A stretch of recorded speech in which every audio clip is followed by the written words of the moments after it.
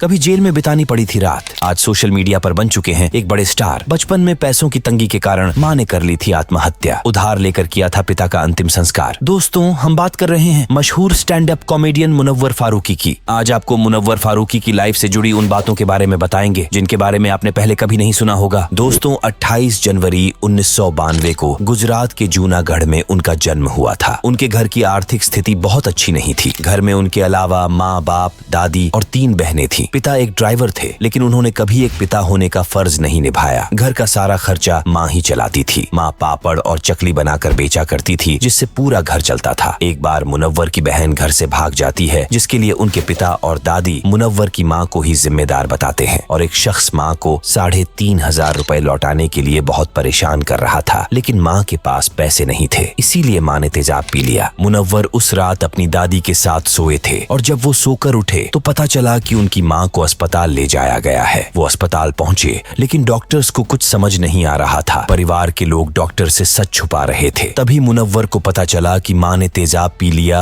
और उन्होंने डॉक्टर को सच बता दिया, लेकिन तब तक बहुत देर हो चुकी थी। माँ के देहांत के वक्त मुनव्वर सिर्फ 13 साल के थे। और दोस्तों, साल 2002 में गोधरा कांड के बाद जब गुजरात में दंगे भड़क गए थे, उन्हीं दंगों में फारूकी का घर भी जलकर राख हो गया था। बच्चों की परवरिश और काम की तलाश में मुनव्वर के पिता मुंबई आ गए। मुंबई में आकर मुनव्वर ने एक बर्तन की दुकान पर सेल्समैन के तौर पर काम करना शुरू किया। एक बार फारूकी एक एड की शूटिंग देखने जाते हैं। एड के दौरान एक स्टैंड अप कॉमेडियन की जरूरत पड़ती है। जब डायरेक्टर ने पूछा कि क्या ऑडियंस में से कोई ये करना चाहेगा, तो मुनव्वर फारूकी आगे आए। उन्होंने माइक पर 2 लाइन बोलकर सभी को इम्प्रेस कर दिया। उन्हें लोगों ने स्टैंड अप कॉमेडी करने की सलाह दी। इसके बाद मुनव्वर अपनी नौकरी के साथ साथ part time stand up comedy करने लगे। उनकी कॉमेडी लोगों को खूब पसंद आती थी। उन्होंने अपना पहला शो मुंबई के मलाड में किया था। यह शो हिट साबित हुआ। जब उनके शो हिट होने लगे तो उन्होंने नौकरी छोड़ दी और full time stand up comedian का प्रोफेशन अपना लिया। ओपन माइक शोज में भी वो जाने लगे और साथ ही मुनव्वर फारूकी ने